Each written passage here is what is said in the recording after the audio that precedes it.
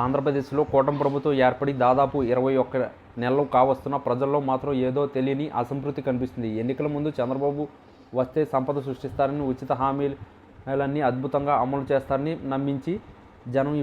నమ్మిన జనం ఇప్పుడు క్షేత్రస్థాయి పరిస్థితులను చూసి అయోమయంలో పడ్డారు. ముఖ్యంగా నిరుద్యోగులకు 20 లక్షల ఉద్యోగాలు ఇస్తామన్న హామీపై అసెంబ్లీలో ప్రభుత్వం చెబుతున్న లెక్కలకు బయట కనిపిస్తున్న వాస్తవాలకు పొంతన కుదరడం లేదు. ఇప్పటికే 6 లక్షల పైచిలకు ఉద్యోగాలు ఇచ్చేస్తామని ప్రభుత్వం ప్రకటిస్తున్నా అవి ఏ రంగంలో ఇచ్చారు, ఎవరికి ఇచ్చారు అనే వివరాలు అడిగితే మాత్రం సరైన సమాధానం రావడం లేదు. కేవలం రాజకీయ విమర్శలతో కాలం గడిపేస్తున్నారన్న భావన సామాన్యుల్లో బలపడుతుంది. శాసన మండలిలో విపక్షాలు గట్టిగా ప్రశ్నిస్తున్న ప్రభుత్వం దగ్గర సరైన గణాంకాలు లేకపోవడం పాలనలో లోపాలను ఎత్తి చూపుతుంది. ఒకప్పుడు శాసనమండలి చర్యలను ఎవరు పెద్దగా పట్టించుకునేవారే కాదు. కానీ ఇప్పుడు అక్కడ జరుగుతున్న వాదోపవాదాలు రాష్ట్ర వ్యాప్తంగా ఆసక్తిని రేకెత్తిస్తున్నాయి.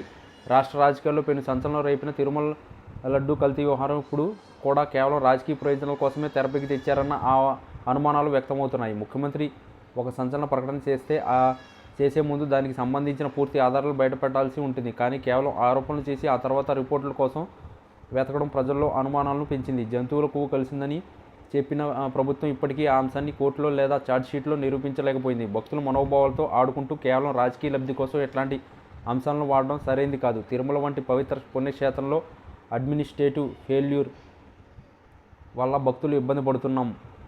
ఈ సమస్యలు పక్కన పెట్టి మతపరమైన చిచ్చు పెట్టడం వల్ల ఎవరికి లాభం అన్న చర్చ నడుస్తుంది. గత 5 ఏళ్లలో ఇప్పుడు లేని విధంగా ఇప్పుడు శ్రీవారి దర్శనానికి వచ్చే భక్తులు ఇబ్బందులు పడడం పాలనా దక్షతపై ప్రశ్నలు లేవనెత్తుతుంది.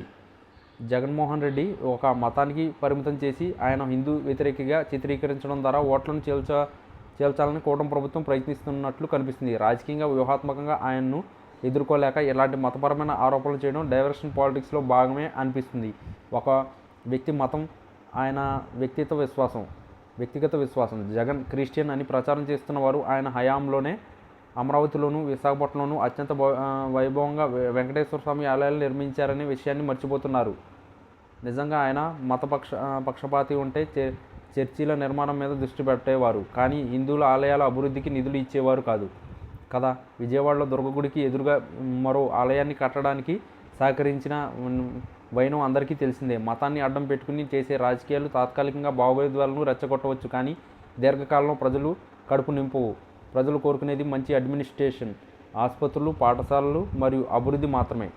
లిక్కర్ మాఫియా గురించి గతంలో చేసిన ఆరోపణలు కూడా ఇప్పుడు తుస్సుమంటున్నట్లు కనిపిస్తున్నాయి. గత ప్రభుత్వం వేల కోట్ల అవినీతి చేసిందని, నగదు రూపంలో అందిన డబ్బు తాడేపల్లి ప్యాలెస్కు వెళ్ళిందని గొంతు చించుకున్న నాయకులు ఇప్పుడు అధికారంలో ఉండి కూడా ఒక ఆధారాన్ని కూడా చెప్పలేకపోతున్నారు.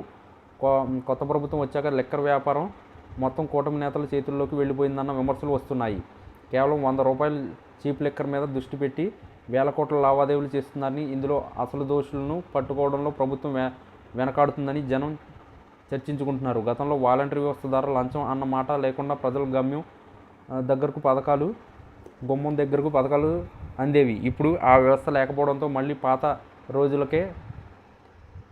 రోజుల్లాగే ప్రతి చిన్న పనికి లంచాలు అడగడం మొదలైందని ప్రజలు వాపోతున్నారు. అధికారులు పనితీరులో పారదర్శకత లోపించడం వల్ల సామాన్యుల ఇబ్బందులు ఎదుర్కొంటున్నారు. మొత్తం మీద చూస్తే కూటమి ప్రభుత్వం అడ్మినిస్ట్రేషన్ కంటే రాజకీయ డైరెక్షన్కే ఎక్కువ ప్రాధాన్యత ఇస్తున్నట్టు కనిపిస్తుంది. వచ్చే 3 ఏళ్లలోనైనా పాలన గాడిలో పడుతుందో లేదో వేచి చూడాలి.